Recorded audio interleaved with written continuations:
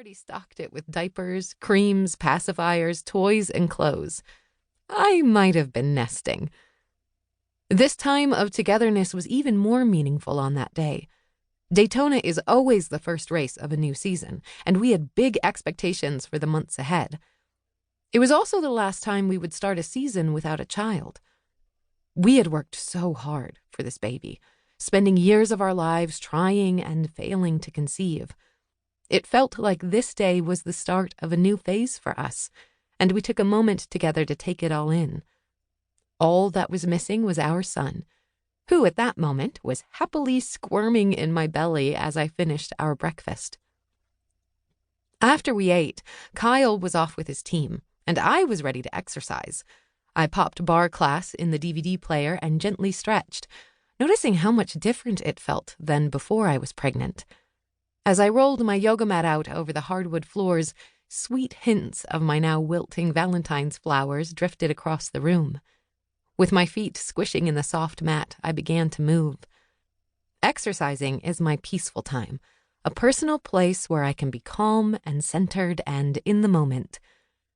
During the racing season, 9 months of nonstop travel and tracks every weekend, constantly being pulled in a million different directions, these moments matter.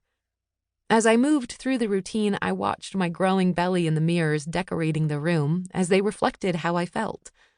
Full, strong, and happy. Over the next several months, I often wished to come back to this moment before everything changed. Walking onto the track was like the first day of school. Seeing everyone again after a long off-season was exhilarating. Friends were congratulating me on the pregnancy, and I reveled in the attention.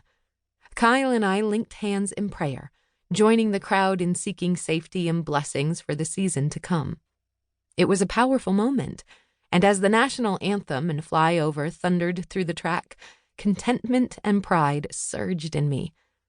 The baby, who had been kicking all morning, now slept quietly in the incredible noise of the massive arena, and Kyle's arm around the small of my back felt like home. By the time I got to my seat in the pit box, the day had turned beautiful, warm, with just a hint of the ocean in the air over the smells of the track. I can't pretend it doesn't make me nervous seeing the man I love driving around a track at 200 miles per hour, just fractions of an inch from other drivers. That morning, I knew it was possible to wreck. I had seen plenty of crashes, huge pile-ups, vicious rollovers, and cars literally disintegrating after hitting walls.